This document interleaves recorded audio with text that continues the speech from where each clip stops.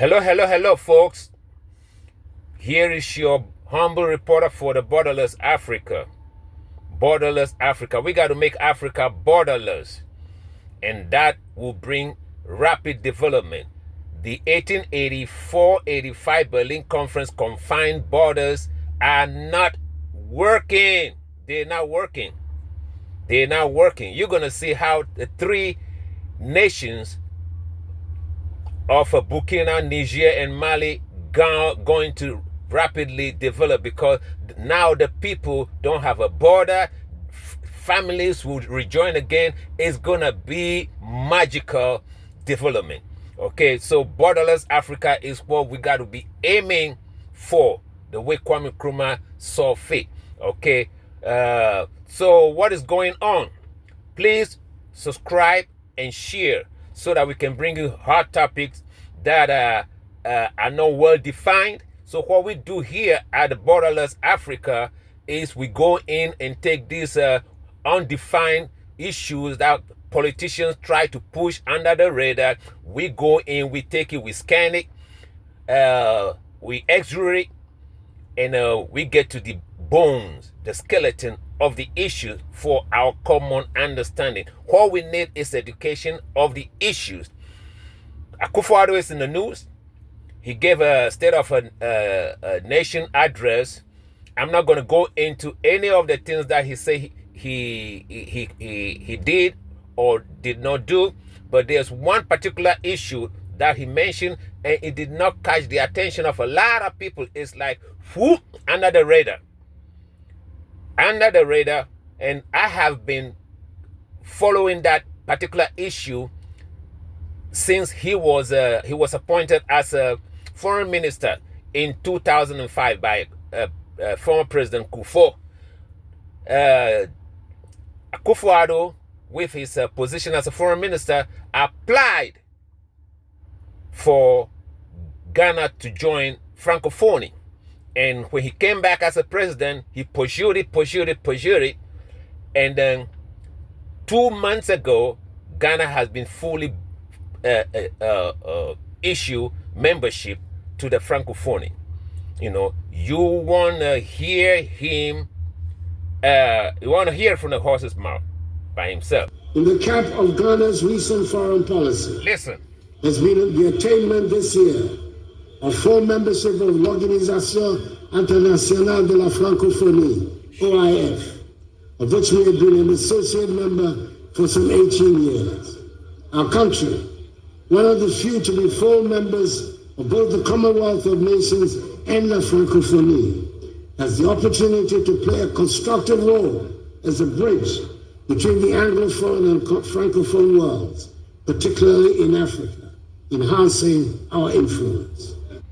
Okay, now you hear the president say that by joining FRACOPHONE, it's going to create a bridge between Anglophone and the Francophone.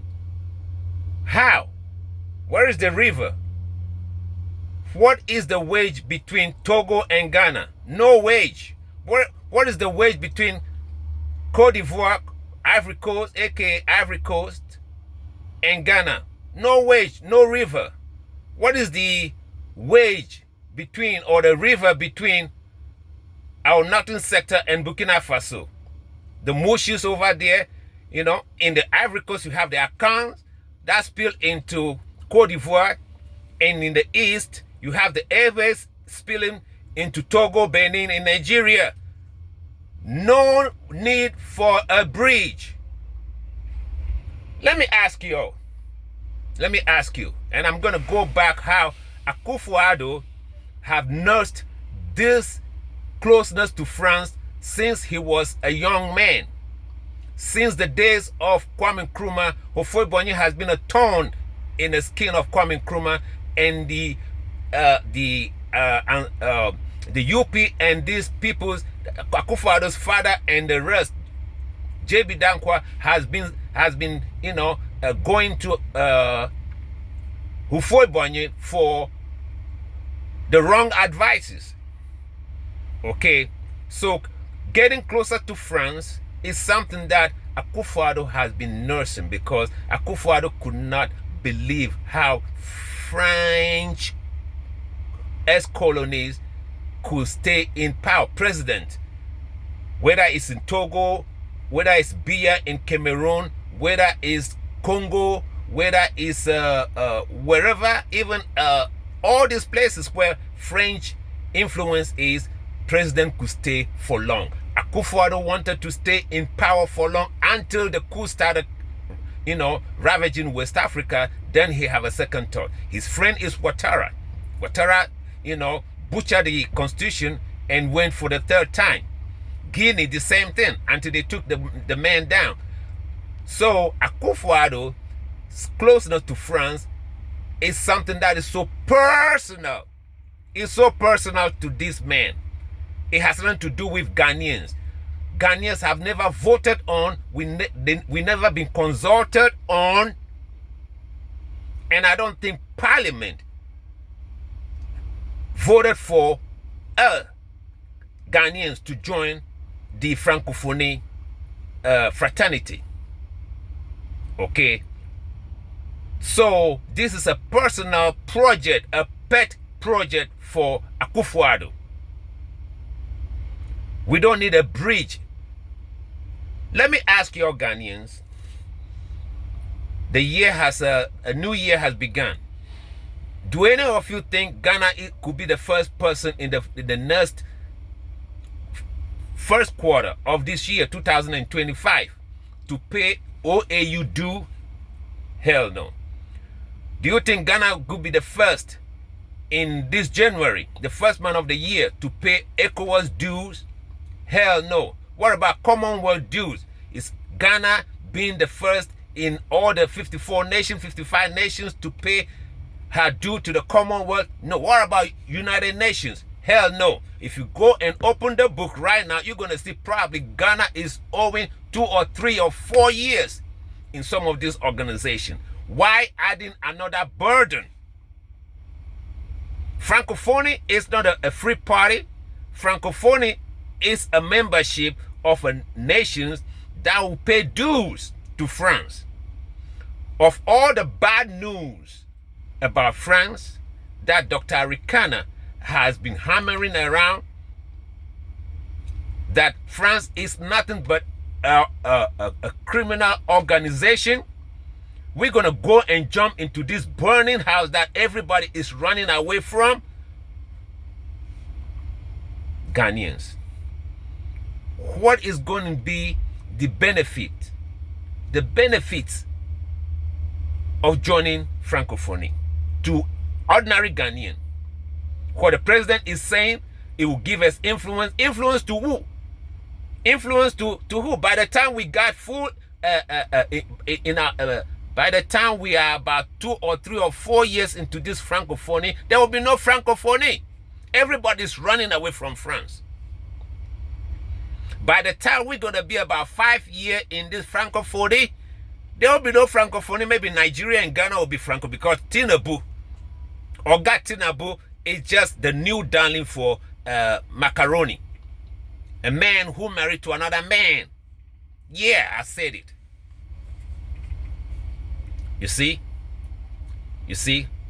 So this is a personal pet for AKUFO Addo. AKUFO Addo could speak French. I don't know if he could read it or write it, because anybody can pick up a language. I pick up Gan, I pick up Chi. I cannot read it properly, I cannot write it properly, but I could speak it. I could speak Gan, I cannot read it properly, I could not write it properly. I speak a little bit French, I could not read it properly, I could not write it properly. I have English and my own language ever to deal with. So anybody can pick up any language. AKUFO Addo speak French very well. I applaud him for that. But I don't think he can write it properly and read it properly. So when we go to this Francophonie, if Mahama goes to Francophonie, what is he going to be doing over there when everybody is speaking French? Okay? I understand they could make a special reservation for him. I understand that. But why going into a club where everybody is speaking a common language and you have to be hearing it through interpretation. Okay? By the time everybody clapped for a joke, now that they're going to tell you in English for you to, you'll be the last person to be clapping if it's a joke, if it's a good joke. Okay? So, what is in for Ghana? Apart from AKUFO Addo looking at Francophonie as a thing that he can use, the playbook that can make you stay in power. Okay? Listen to some of the accusations about France by newly elected, not the soldiers, because everybody said we don't like soldiers. We don't. No, I'm not talking about Burkina Faso, Mali, and Niger leaders. I'm talking about a man who also swept into victory from jail in Senegal, a civilian government who had almost, they said they have 160 parliamentary seats. They took 130. You see, so you're going to listen to the accusations of how France played dirty. Okay, listen. Off our neck and put an end to this unjust oppression. It is high time for France to lift its knee off our neck and put an end to this unjust oppression. From the Centuries of misery, human trafficking, colonization, and neo-colonization have caused immeasurable suffering. It's time to put an end to this cycle of oppression. It's high time for France to leave us alone. It's time for France to take a cue from its European neighbors and learn a valuable lesson in independence. Germany is the leading economic power in Europe, significantly surpassing France, which is ranked as the third or fourth largest economic power globally. Germany does not exploit any country, any colony. I can mention Italy, I can mention Spain, who had colonies before. I can mention Spain, who had colonies before, but who do not exploit anyone, who do not interfere, who do not impose leaders in their former colonies. On what grounds does France believe it can continue to impose leaders on us and make choices on our behalf? This must come to an end. And the emerging Africa, the African youth, the African elites, and the African diaspora all stand united in saying no, it cannot continue any longer. France's hypocrisy is evident and pervasive in daily life. Let's examine the cases of Mali and Chad as prime examples of this hypocrisy. In Chad, where the constitutional process has been interrupted, France applauded and its president visited to officially consecrate the new king's coronation ceremony. In Mali, where it is not the constitutional process that has been interrupted, but the transition process, France has condemned and even packed up its things to say that it is leaving Mali. That's hypocrisy. It's the double standard. It is the double language that France employs in its dealings with Africa. During our questioning of Mr. Jean-Yves Le Drian regarding the situation in Ivory Coast and France's decision to allow a third term, he provided a clear explanation. He stated that while he accepted the third term for Ouattara, he refuses it for Belarus. He emphasized that France has condemned the situation in Belarus and has actively encouraged the European Union to do the same. Le Drian. Okay, so you hear it from the horse's mouth. This nation, that is Senegal, is not part of the three nations that is running, run by military. That's everybody say junta, military. You need strong people to wrestle your country from neo-colonial imperialist. You need a strong man. This is a war. You don't. It won't. They won't give it to you on a platter. Your economical freedom will not come on a platter when somebody is openly exploiting you for their benefit. France can be called, Paris can be called a city of light. Meanwhile, the uranium that makes it a city of light, the people in Niger are sleeping in darkness. France is not going to leave easily because France loved that accolade. It loved that that tapping on the back that, hey, your city is the city of light. But at what cost? Is he paying the right amount of money for the uranium? No. 99 cents. Meanwhile, it is sold for 200 euro. Okay. People are running away from France.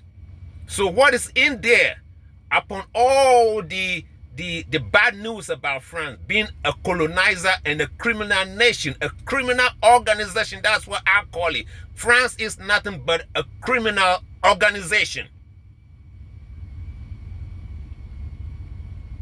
What is so appealing about France, Mr. President? And nobody seems to care. Nobody seems to be talking about it. What is in there for France, for us as Ghanaians? France can make good automobiles. France can make good machines. I went to Lomé and I visited Société Générale, a company by French. It's a French company. I visited their stores, and every machine there is from either Germany or from somewhere. Not Germany, from Japan or from somewhere. All the Honda generators, all the machines are from Asia. There is nothing that France is doing that we can say we can even buy cheaper. You see, France don't make fridge, don't make electronics. Their cars are no good. France can't even sell a car in America. 1995, the last Peugeot dealership closed down. 1995. Meanwhile, Hyundai, it just came in 1990. Hyundai from South Korea making entry into America and was in its 5th or 10th year, I think 5th year, and France is folding Peugeot out of America. They can't sell in America. If you can't sell anything in America, fuck it. Folks, we don't need France. We do not need France. This is a personal pet for the AKUFO ADDO, and we do not need France. I'll come back in on the second issue of this France. This is the first phase. The Bezanyi.